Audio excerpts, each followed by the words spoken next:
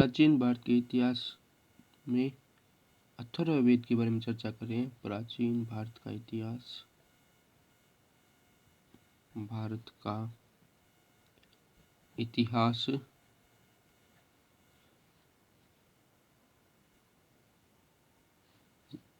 इसमें अथर्ववेद की चर्चा कर रहे हैं। अथर्ववेद के बारे में पढ़ेंगे। तो अथर्ववेद की रचना अथर्व ऋषि ने की थी। अथर्ववेद की जो रचना है,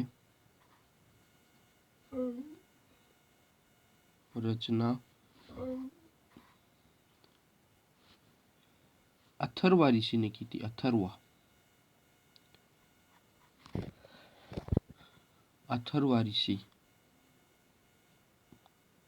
ऋषि ने की थी।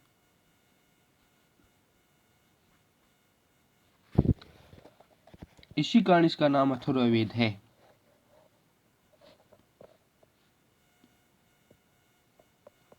इसी कारण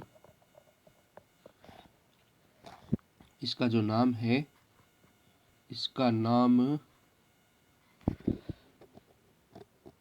अथर्ववेद है। अथर्ववेद है। इसी कारण इसका नाम है अथर्ववेद है। इस वेद का दूसरा वचन अंगिरस ऋषि के द्वारा किया गया। इसी कारण इसे अथर्वांगिरस वेद भी कहते हैं। इसका जो दूसरा वाचन है वो किसके द्वारा किया गया? इसका दूसरा वाचन अंगिरस ऋषि के द्वारा किया गया। इस वेद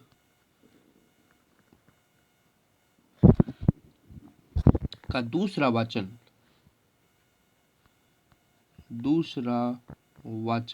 वाचन मतलब पढ़ना या इसके बारे में कोई नई विशेष सामग्री जोड़ना, ये होता है दूसरा वाचन। दूसरा वाचन अंगिरस ऋषि था। एक अंगिरस ऋषि थे। अंगिरस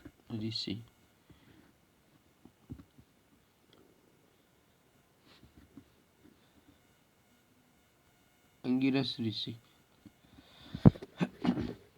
के द्वारा किया गया।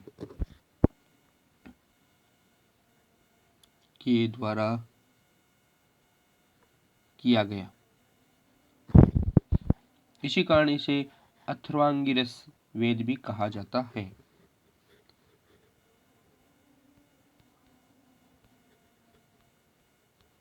इसी के कारण इसे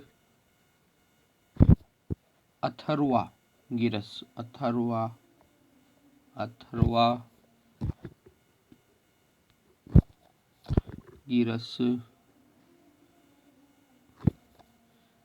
भी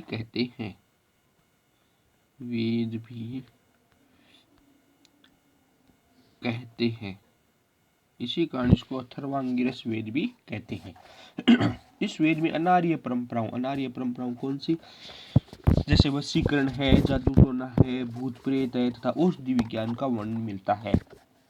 तो अपन परीक्षा के अंदर एक क्वेश्चन आ सकता है या अपने को कोई भी ये पूछ सकता है कि अथर्ववेद के अंतर्गत आता क्या है।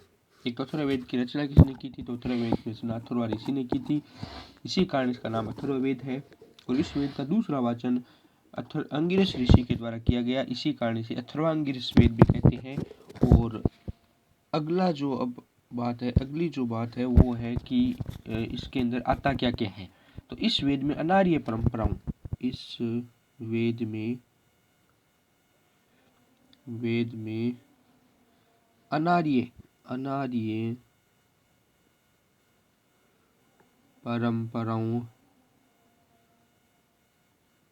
परंपराओं जैसे वशीकरण है,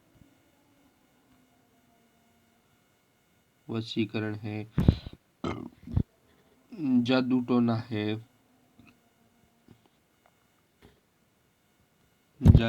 है, भूत प्रेत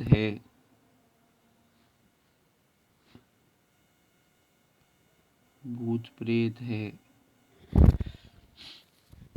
तथा औषधि विज्ञान का वर्णन मिलता है। औषधि विज्ञान का वर्णन मिलता है।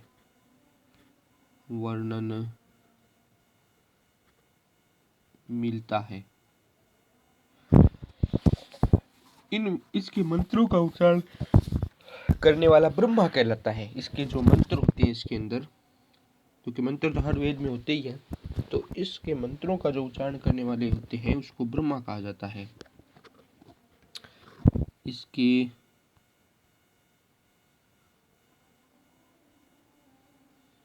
मंत्रों का उच्चारण करने वाला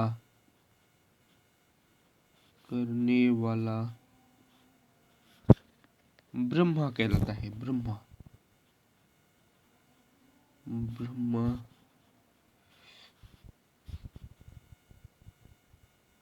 कहलाता है। इसके जो मंत्र है उसके उच्चारण करने वाला क्या कहलाता है? ब्रह्मा कहलाता है। ब्रह्मा।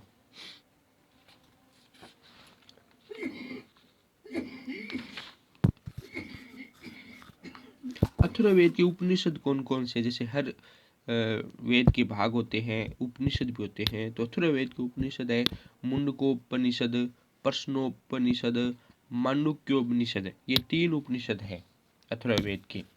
अथर्ववेद के 3 उपनिषद हैं।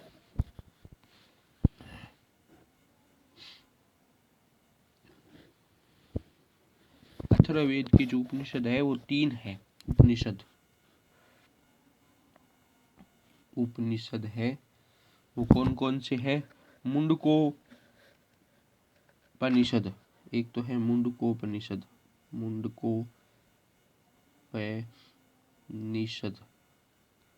एक तो है मुंडकोपनिषद। नेक्स्ट है प्रश्नोपनिषद।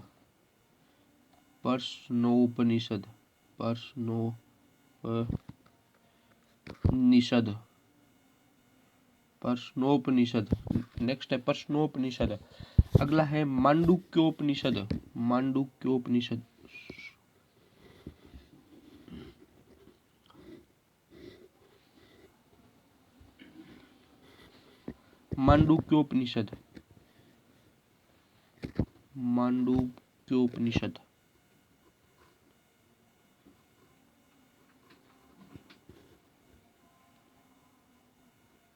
मांडुक्योपनिषद एकमात्र ब्राह्मण ग्रंथ गोपद तथा 2 शाखाएं शौनक व पिप्लाद है, जिसे भेषज वेद भी कहा जाता है।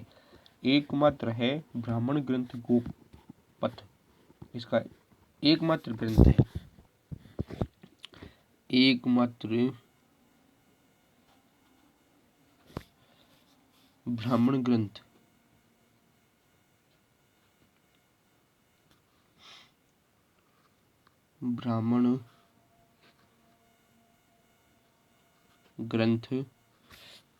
गोपथ। ब्राह्मण ग्रंथ गोपथ तथा 2 शाखाएं हैं। दो शाखाएं शौनक व पिप्लाद है। 2 शाखाएं हैं शौनक व पिप्लाद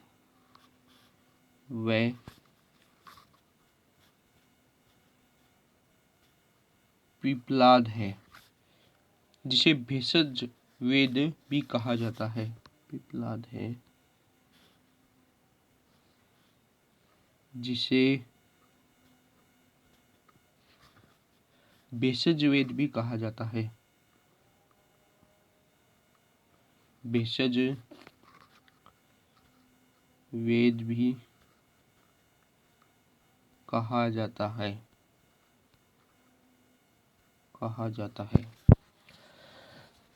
प्रारंभ के जो 3 वेद हैं कौन कौन से? ऋग्वेद है, यजुर्वेद है, सामवेद है। इसको वेदत्रयी भी कहा जाता है।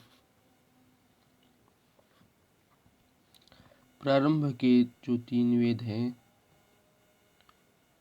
प्रारंभ के 3 वेद कौन कौन से? ऋग्वेद,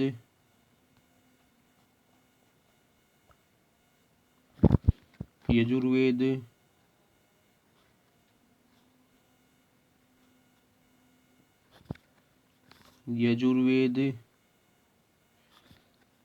सामवेद,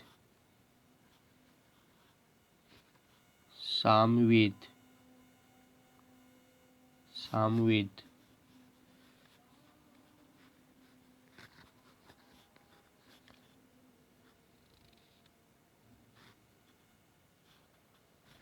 सामवेद।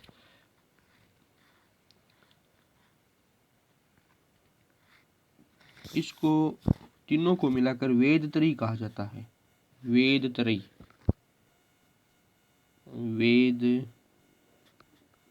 त्रयी कहा जाता है।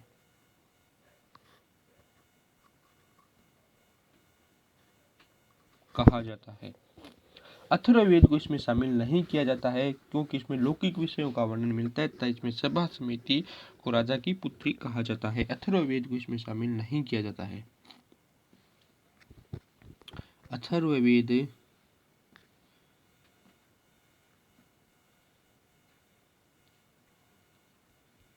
को इसमें शामिल नहीं किया जाता है।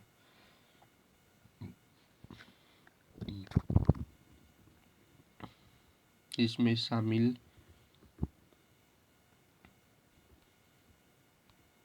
नहीं किया जाता है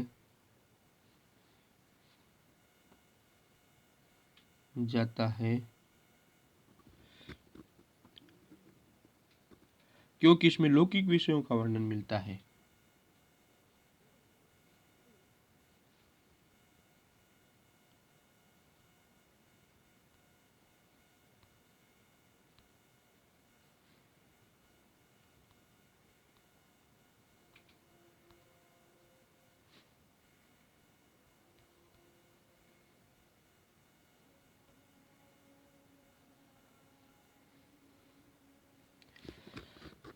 इसमें सभा है वो समिति को, सभा और समिति को राजा की पुत्री कहा गया है। इसमें सभा समिति को राजा की पुत्री कहा गया है। तो इस प्रकार अपने अथर्ववेद के बारे में चर्चा है वो समाप्त हुई। एक बार इसको दोबारा रिवीजन कर लेते हैं, इसका दोबारा देख लेते हैं। अथर्ववेद के बारे में 5 मिनट का क्विक रिवीजन कर लेते हैं।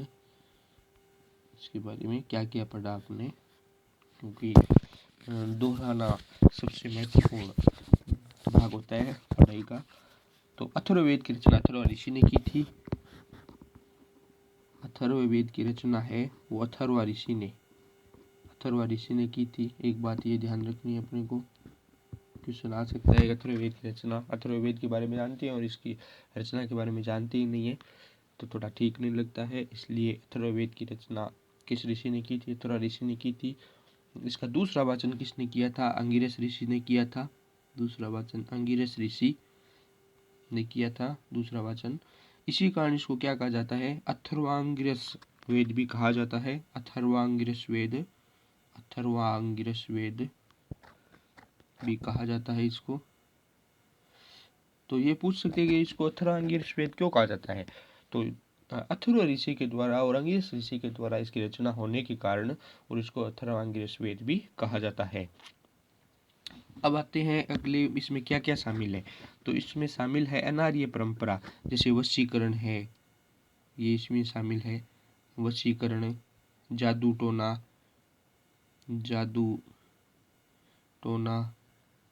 वशीकरण, जादू टोना और भूत प्रेत संबंधी जो बातें हैं वो इसी में शामिल है। भूत प्रेत और औषधि विज्ञान भी इसी में है। औषधियाँ का वर्णन है, औषधि विज्ञान, ये भी इसी में शामिल है। और इसके मंत्रों के जो उच्चारण करने वाले हैं उसको क्या कहा जाता है? मंत्रों के उच्चारण करने वाले को ब्रह्मा कहा जाता है। ब्रह्मा, मंत्रों के उच्चारण करने वाले को ब्रह्मा कहा जाता है। और उपनिषद कौन कौन सी है? मुंडकोपनिषद है, प्रश्नोपनिषद है, मांडुक्योपनिषद है। ये उपनिषद है। कौन कौन सी उपनिषद है? मुंडकोपनिषद, मुंडकोपनिषद है, उपनिषद है, और प्रश्नोपनिषद है, उपनिषद है, प्रश्नोपनिषद है, और नेक्स्ट है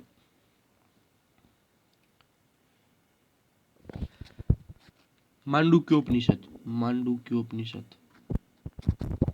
मांडुक्योपनिषद है, मांडुक्योपनिषद। एकमात्र ब्राह्मण ग्रंथ गोपथ, सिर्फ इसके एकमात्र ग्रंथ है, ब्राह्मण ग्रंथ है, वो है गोपथ। गोपथ के बारे में चर्चा करेंगे, आगे आएगा गोपथ के बारे में भी, तो वो भी अपन चर्चा करेंगे। तो एकमात्र जो ग्रंथ है वो है गोपथ। गोपथ ब्राह्मण ग्रंथ है, वो है गोपथ। गोपथ। दो शाखाएं हैं, वो है शौनक व पिप्लाद। दो शाखाएं हैं इसकी, वो है शौनक, शौनक, और एक है पिप्लाद। शौनक व दूसरी है पिप्लाद, पिप्लाद, जिसे भेषज वेद भी कहा जाता है। जिसे क्या कहा जाता है? भेषज वेद, वेद भी कहा जाता है। तो अब प्रारंभ के जो 3 वेद है उसको वेद त्रयी भी कहा जाता है। कौन कौन से? ऋग्वेद, यजुर्वेद व सामवेद। इसको क्या कहा जाता है? वेद त्रयी के नाम से भी पुकारा जाता है। ठीक है। अथर्ववेद को इसमें शामिल नहीं किया गया है। क्यों नहीं किया गया है? क्योंकि इसमें लौकिक विषयों का वर्णन मिलता है। इसमें क्या वर्णन मिलता है? लौकिक विषयों का।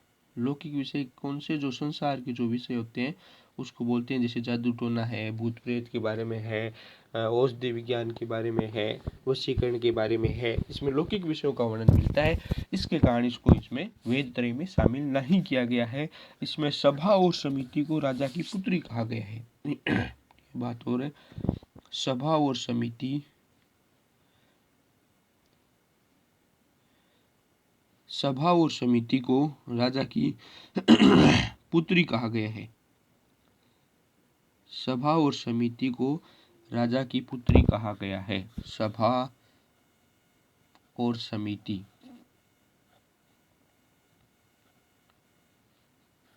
राजा की पुत्री कहा गया है। तो इसी के साथ अथर्ववेद की चर्चा है वो रिवीजन सहित समाप्त हुई।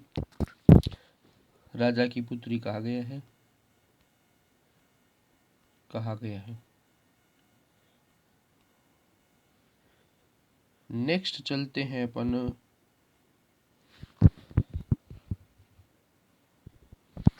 उपवेद के बारे में।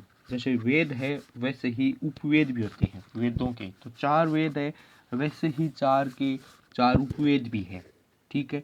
तो आज उपवेद के बारे में भी चर्चा कर लेते हैं। ऋग्वेद है, इसका जो उपवेद है वो है वेदों के उपवेद। पहले हेडिंग डालेंगे अपन, वेदों के उपवेद। वेदों के उपवेद। वेद के भी उपवेद हैं, इसके भी भाग है वेद के भी। तो जैसे 4 वेद होते हैं वैसे 4 ही इसके भाग है। तो पहला जो भाग है वो भाग है आयुर्वेद का। ऋग्वेद के अंदर ऋग्वेद का जो भाग है उपवेद है वो है, ऋग्वेद का उपवेद कौन सा है? आयुर्वेद। जैसे आयुर्वेदिक औषधियां और होती है वैसे आयुर्वेद इसका भाग है। आयुर्वेद, ऋग्वेद का जो भाग है वो है आयुर्वेद। यजुर्वेद का जो भाग है वो है, उसका जो उपवेद है वो है धनुर्वेद। यजुर्वेद का भाग है वो है धनुर्वेद। धनुर्वेद। धनुर्वेद।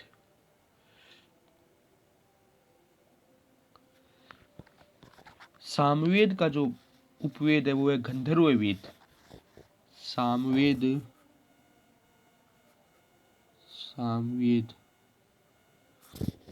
का भाग है वो है गंधर्व वेद। गंधर्व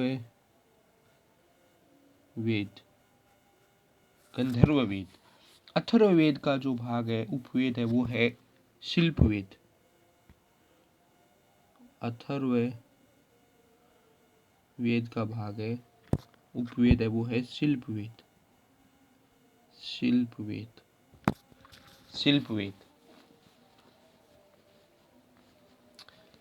अब अपने जो चर्चा की थी वो धार्मिक साहित्य के बारे में चर्चा की थी। उसमें धार्मिक साहित्य में वैदिक साहित्य तो आ गया, ठीक है।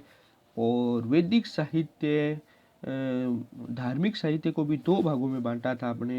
एक तो बांटा था ब्राह्मण या वैदिक साहित्य, दूसरा था अवैदिक साहित्य। तो वैदिक साहित्य में ही अपने जो है वो चार भाग थे वैदिक साहित्य के। उसमें क्या है कि चर्चा हुई थी वेदों के बारे में। वेद आपने बताए चार, और चार इसके उपवेद वेद। चार वेद में अपने ऋग्वेद, सामवेद, यजुर्वेद, अथर्ववेद और उसके उपवेद की चर्चा की थी। ऋग्वेद का आयुर्वेद हो गया, यजुर्वेद का धनुर्वेद हो गया, और सामवेद का गंधर्व वेद हो गया, अथर्ववेद का शिल्पवेद हो गया।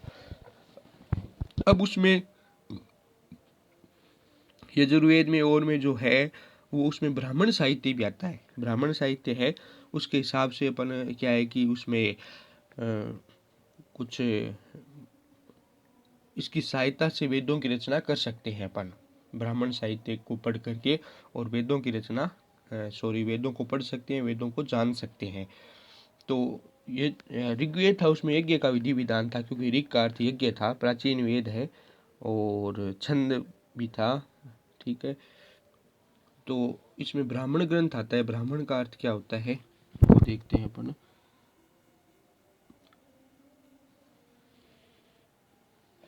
तो आता है ब्राह्मण ग्रंथ। ब्राह्मण ग्रंथ में अलग अलग वेदों के अलग अलग ब्राह्मण ग्रंथ होते हैं। तो ब्राह्मण ग्रंथ पढ़ लेते हैं। ब्राह्मण ग्रंथ क्या होता है? ब्रह्म का अर्थ होता है यज्ञ। ब्रह्म का अर्थ है, ब्रह्म का अर्थ यज्ञ होता है। यज्ञ।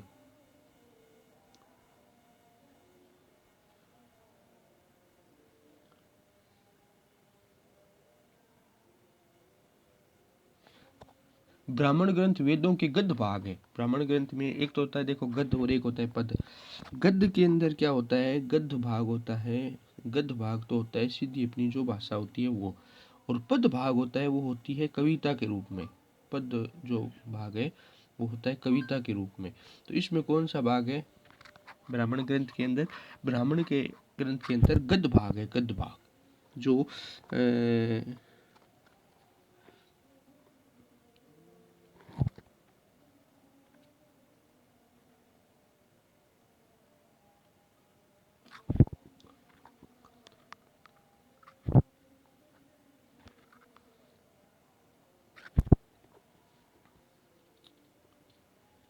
गद्य भाग के अंदर इसमें दिया गया है, जिसके अंदर वेदों को समझने में सहायता मिलती है।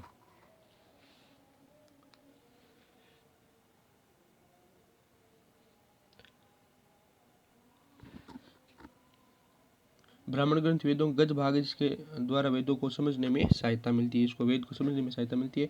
वेदों को सरल व्याख्या करने हेतु, वेदों की सरल व्याख्या करने हेतु, वेदों की सरल व्याख्या करने हेतु ब्राह्मण ग्रंथों की रचना गद्य में की गई है।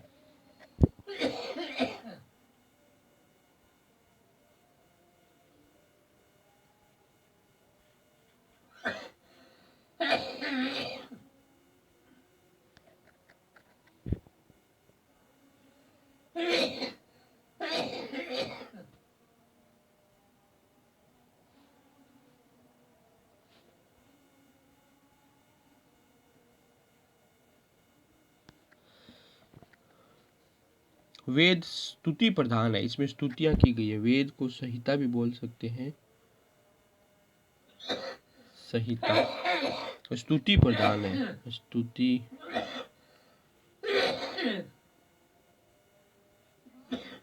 प्रधान है, जबकि ब्राह्मण ग्रंथ विधि प्रधान है। वेद तो स्तुति प्रधान है और ब्राह्मण ग्रंथ है वो विधि प्रधान है।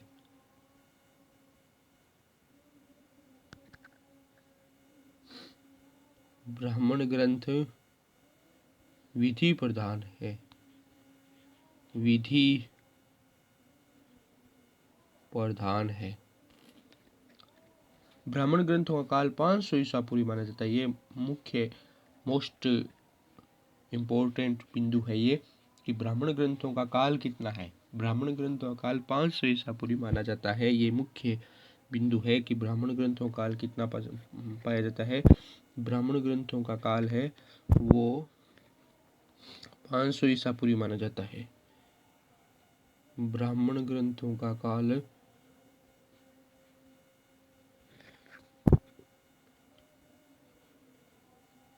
500 ईसा पूर्व माना जाता है। 500 ईसा पूर्वी माना जाता है।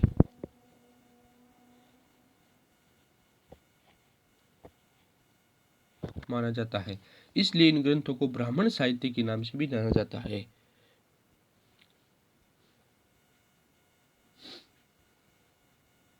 इसलिए इन ग्रंथों को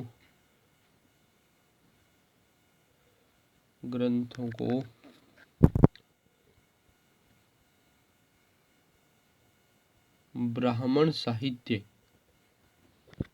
के नाम से भी जाना जाता है। नाम से भी जाना जाता है।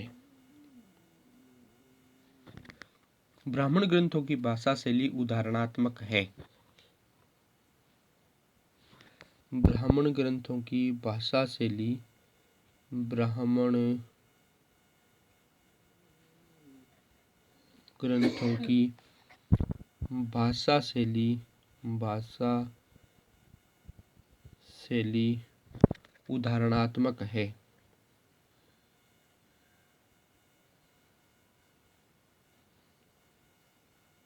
उदाहरणात्मक है। तो अपने ब्राह्मण ग्रंथों की चर्चा की सब पहले में इसमें। तो ब्राह्मण ग्रंथ, ब्रह्म का अर्थ यज्ञ होता है। ब्रह्म का अर्थ यज्ञ बताया। यज्ञ ब्राह्मण ग्रंथ वेदों के गद्य भाग है गद्य, जिनके द्वारा वेदों को समझने में सहायता मिलती है। वेद को समझने में सहायता होती है।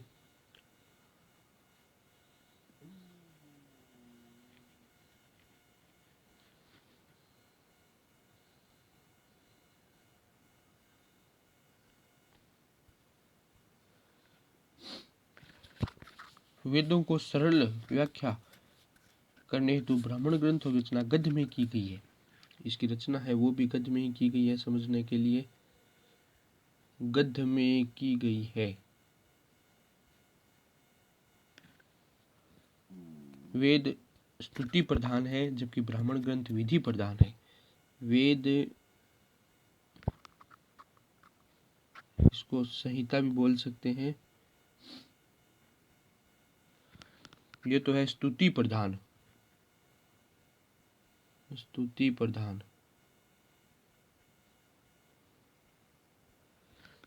जबकि ब्राह्मण ग्रंथ है विधि प्रधान। जबकि ब्राह्मण ग्रंथ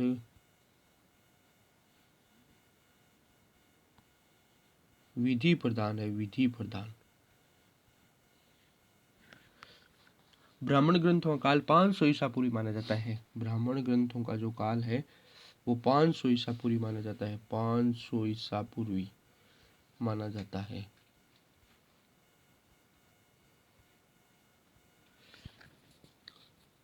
इसलिए इन ग्रंथों को ब्राह्मण साहित्य के नाम से भी जाना जाता है। ब्राह्मण साहित्य के नाम से भी जाना जाता है। ब्राह्मण ग्रंथों की भाषा शैली है वो उदाहरणात्मक है। जो भाषा शैली है, भाषा शैली ब्राह्मण ग्रंथों की वो है उदाहरणात्मक, उदाहरणात्मक